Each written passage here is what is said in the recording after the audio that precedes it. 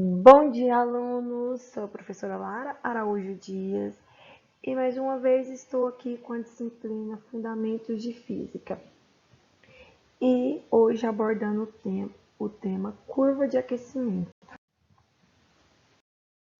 Bom, a gente vai abordar os tópicos calorimetria, temperatura, mudanças de fase da água, curva de aquecimento e vou dar um pequeno exemplo.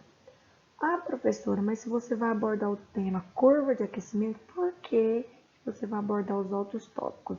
Os outros tópicos eu vou dar só uma pincelada, até porque mudanças de fase de água, temperatura, calorimetria, eu já disse nas aulas passadas.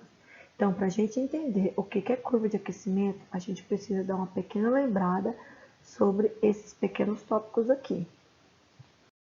Bom, a calorimetria é a área da física responsável pelo estudo de troca de energia térmica em forma de calor que ocorre entre dois ou mais corpos e suas vizinhanças.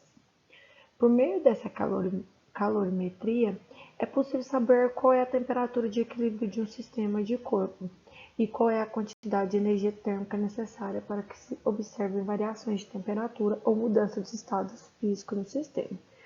O estado físico, vocês sabem, que é líquido, gasoso e sólido. Para a gente falar sobre calorimetria, a gente precisa também entender a definição da temperatura. A definição da temperatura ela está ligada à agitação das moléculas do corpo, ou seja, esse movimento vibratório é ligado à energia cinética média dessas moléculas. E isso remete à agitação térmica. Bom, mas a energia cinética não é o único tipo de energia que está associada às partículas. Há também a que chamamos de energia potencial, que ela é responsável por manter a temperatura de um corpo constante sob a ação de fonte de calor. Quando a temperatura se mantém constante, mesmo que o corpo esteja recebendo energia térmica de uma fonte de calor, ocorre o que chamamos de mudança de fase. Ou seja, o que pode ocorrer é fornecer calor a um corpo e a energia ser utilizada para a separação das partículas para um aumento de temperatura. E é exatamente isso que acontece com a substância que está mudando de fase. Aqui eu coloquei uma imagem ilustrativa, aonde que 0 grau é gelo, então ela está na fase sólida. E conforme a temperatura vai subindo, acima de 0 grau, ela vai estar já na fase líquida, ou seja, ela está já descongelando gelo, ela já está se tornando água. E quando ela chega a 100 graus Celsius, ela já está na fase gasosa, que é o vapor, ou seja, ela já está evaporando, fervendo a água. Aqui é tudo que eu já vi no slide anterior, que são as mudanças das fases de água. E eu expliquei sobre a característica de cada fase dessa na aula passada, que temos 3 estados básicos de agregação da matéria, sólido, líquido e gasoso. E esses estados de agregação são denominados as fases da substância, que são a fase sólido, líquido e gasoso, onde as moléculas são unidas e onde A e B, que são sólido e líquido, tem o volume incomparável, imedível, e onde o sistema gasoso já tem um volume já definido. E como falamos assim, o processo da mudança de fase envolve também as trocas de calor, mas durante o processo a temperatura permanece constante. Bom, agora eu vou falar um pouco sobre curva de aquecimento, que é o tema da nossa aula. Primeiro vamos entender o que é uma curva de aquecimento. Uma curva de aquecimento é a maneira de representar graficamente a variação de uma temperatura de uma substância durante o seu aquecimento. Ou seja, ela pode estar ficando aquecida, pode estar esfriando. E além dela se chamar curva de aquecimento, ela também pode ser chamada de curva de resfriamento, porque ela não só aquece, mas como ela esfria também. e o gráfico que mostra a variação de temperatura de uma amostra quando aquecida ou resfriada, incluindo-se a mudança de estado físico. Aqui está um exemplo de um gráfico de curva de aquecimento ou resfriamento, que mostra a variação da temperatura com o tempo, à medida que o objeto vai perdendo ou ganhando energia. Nesse caso aqui, ele vai aumentando conforme a sua quantidade de calor, porque no começo ela está na fase sólida. O que é a fase sólida? Ela está em congelamento, ela está em fase gelo, que é uma temperatura de fusão. Aí, no seguinte, ela vai subindo, aonde ela vai perdendo, passando da fase sólida e já ficando na fase líquida. Ou seja, nessa parte aqui, ela contém sólido e líquido. E aqui já vai subindo, aqui ela já perdeu toda a fase sólida, já começa o líquido, que ela já está indo para a temperatura de ebulição, que já é a fase de vapor. Nesse momento aqui, ela contém líquido, mas ela também contém vapor. Então, ela, no sentido que ela vai subindo, aqui em cima ela tem apenas vapor. Aqui está um gráfico bem representativo, que são as curvas de aquecimento e resfriamento. Aqui tem um quadro explicando tudo o que está nesse gráfico. Lembrando que o aquecimento para água pura, a pressão é de 1 atmosfera. Para todos é 1 atmosfera. Bom, vamos entender aqui. Aqui são as etapas, aqui são os estados e aqui são as temperaturas. Na letra A gente pode observar que ela está a menos 20 graus. Então, ela está na fase de congelamento, no estado sólido, de gelo.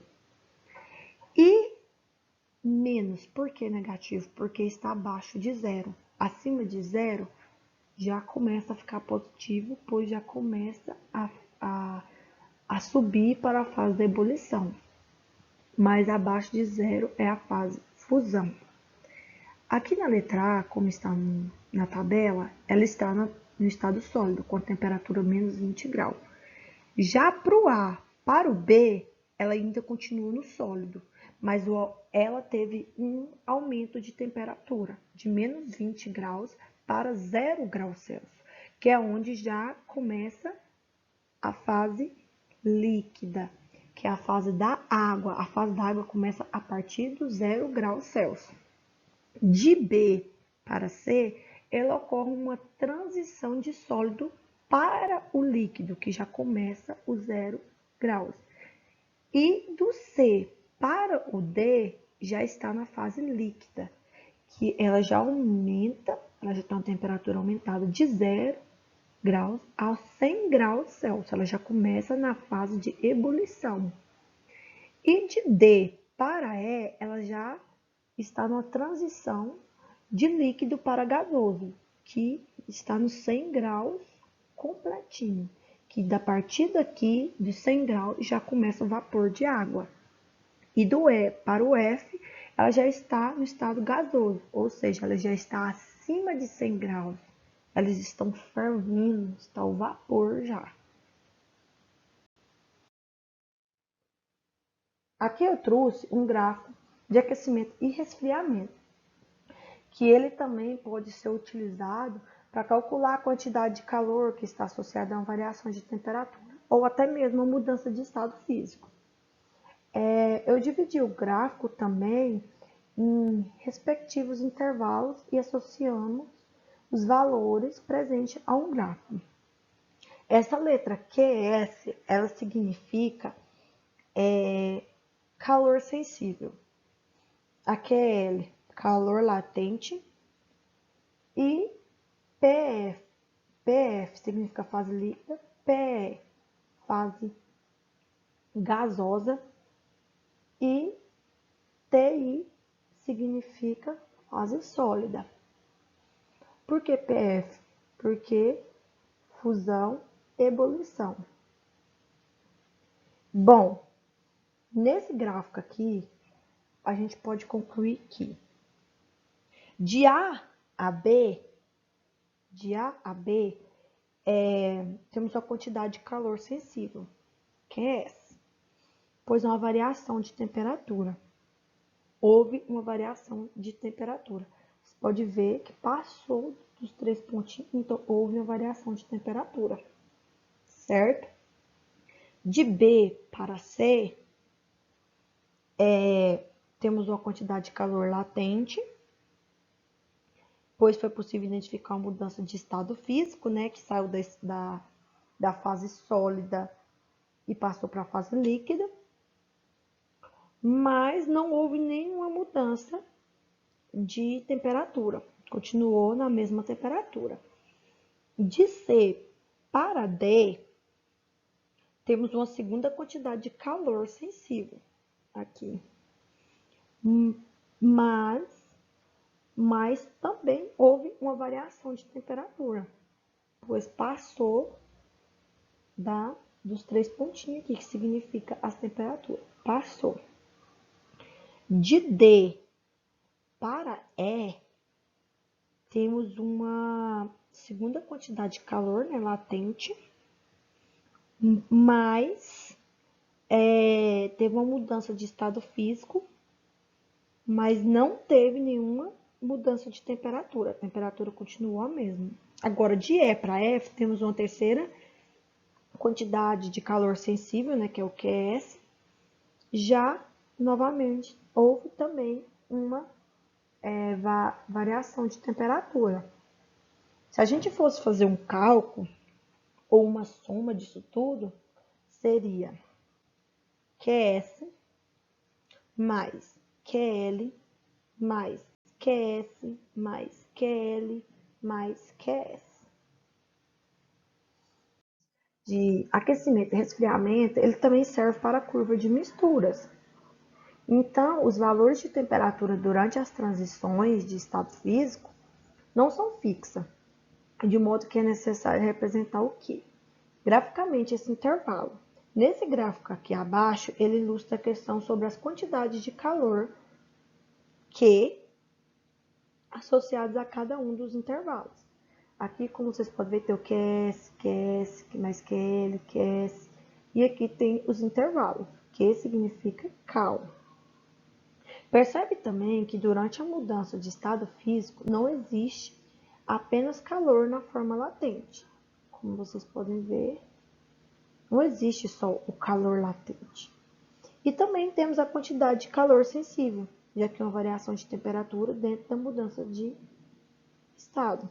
Então, além dos intervalos, além do calor latente, a gente também tem o calor sensível, que vai mudando de acordo com o que vai tendo a variação da temperatura. Também existe o diagrama de fases, que é um gráfico que descreve as condições físicas, que vêm da temperatura e pressão, na quais os estados de certa substância podem existir. E as curvas do diagrama de fases, que estabelece esses limites de existência de cada estado físico, são chamadas de linhas de equilíbrio, que são essas linhas azul. Elas dão o total equilíbrio: vapor, líquido e sólido.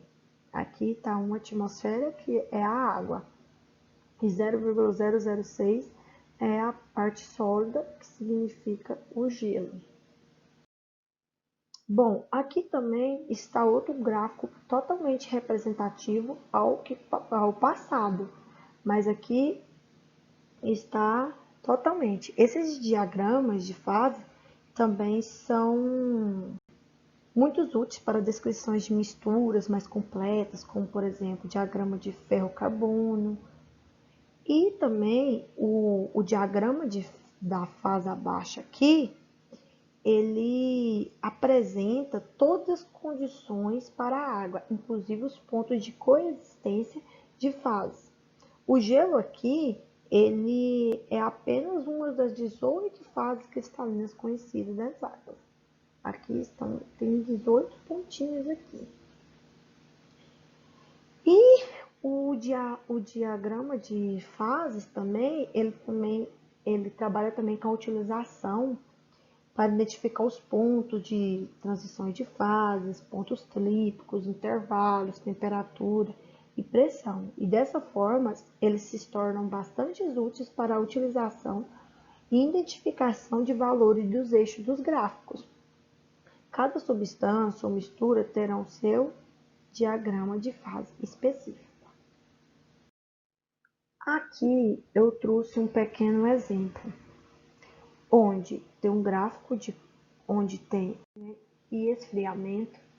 Bom, observando o diagrama de fase PT mostrado a seguir, PT, pode-se concluir corretamente que uma substância que passou pelo processo de sublimação segue a trajetória. O que seria uma fase de sublimação é a passagem do estado sólido diretamente para o gasoso. Essa é a definição de sublimação. Então, para vocês entenderem esse gráfico, vocês deveriam saber o que significaria sublimação. Então, é a passagem de estado sólido diretamente ao gasoso. Bom, então aqui eu marquei a resposta correta, mas vamos na letra A do X. Ela ocorreu uma sublimação, o X está aqui. E o Y está aqui. Ela não passou. O risco não chegou. Então, começou do X, ela não nem encostou no Y. Então, essa resposta já está incorreta. Passou para cá, mas o risquinho do X não acompanhou até o Y. Então, essa resposta está errada. Vamos para a letra C. U ou V? O U começou aqui no estado sólido. Ele foi até o V? Não. Para ele ser a correta, ele deveria passar direto pro aqui, ou mais ou menos aqui, para o V. Ele deu uma pequena voltinha. Então, está errada. O V ou X? O V para o X nem chegou perto. Então, ela está incorreta. Agora, do Y ou U. Ela passou por uma sublimação? Vamos conferir aqui. O Y já passou diretamente para o U. Então, ela teve uma passagem do sólido para o gasoso. O que é o gasoso? Vapor. Então, nesse gráfico aqui, a resposta certa seria a letra B. Aqui estão as minhas referências que foram utilizadas. E muito obrigada, alunos!